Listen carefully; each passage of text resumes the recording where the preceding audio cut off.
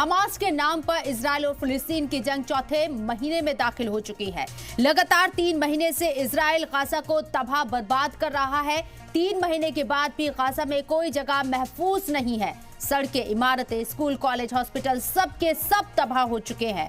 अब तक के इस जंग में गाजा में 23,000 से ज्यादा लोगों की मौत हो चुकी है। 59,000 से ज्यादा लोग जख्मी हैं। गाजा की 23 लाख की आबादी में से 85% से ज्यादा बेघर हो चुकी है और इसके बाद भी फिलहाल गाजा में कहीं से कोई उम्मीद नजर नहीं आ रही है।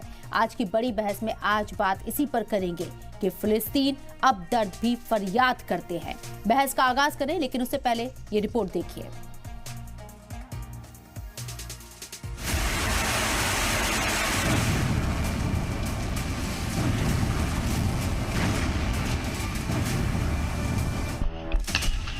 इजराइल और हमास के बीच जारी जंग को 3 महीने से ज्यादा हो चुके हैं। अभी दूर दूर तक ये जंग थमती हुई नहीं दिख रही है और अब तक इस जंग की वजह से सिर्फ गाजा में 23,000 से ज्यादा लोगों की मौत हो चुकी है। गाजा के वजारत सेहत के मुताबिक पिछले 24 घंटे में गाजा में इजरायली हमलों में 250 से ज्यादा फलस्तीनियों की मौत हो गई है और 500 से ज्यादा जख्मी हैं।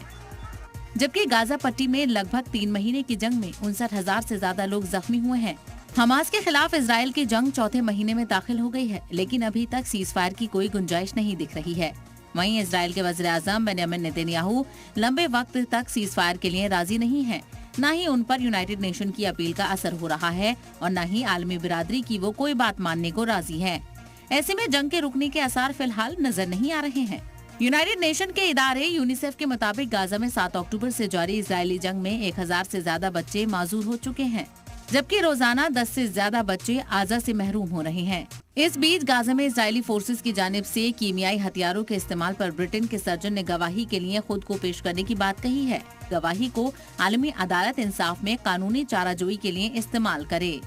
डॉक्टर गुसान अबू सत्ता अपनी बात पर मजबूती से कायम है कि उन्होंने गाजा के हॉस्पिटल में सफेद फास्फोरस के जले हुए जख्मियों का इलाज किया है।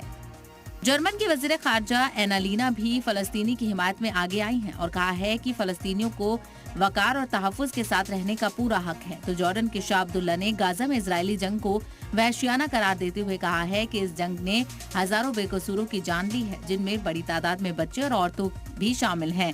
लेकिन इस वहशियाना इजरायली जंग ने हजारों बच्चों को यतीम भी कर दिया है। इजरायली पीएम नेतन्याहू के तेवर से लग रहा है कि आने वाले दिनों में गाजा की ये जंग रुकने वाली नहीं है। इजराइल के इरादों से साफ नजर आ रहा है कि अभी उन्हें और बच्चे, बूढ़े, खवातीन और माजूरों की जान लेनी है। लेकिन उससे भी अजीब बात यह है कि दुनिया इस कत्लेआम को खुली आंखों से देख रही है और न जाने कब तक देखती रहेगी। सलाम टीवी के लिए नदीम अहमद की रिपोर्ट।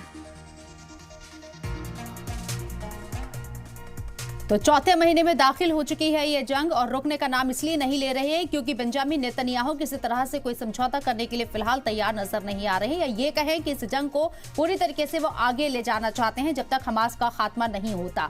हमास के कितने लड़ाके मारे गए हैं ये आंकड़ा भी अभी तक इजराइल के पास नहीं है। बेंजामिन नेतन्याहू, उनकी फोर्स जिस तरीके से दावा कर रही है, लेकिन दावा यहाँ जो निकलकर सामने आया है, जो आंकड़े सामने आ रहे, 23,000 से ज्यादा फिलिस्तीनी मारे जा चुके हैं।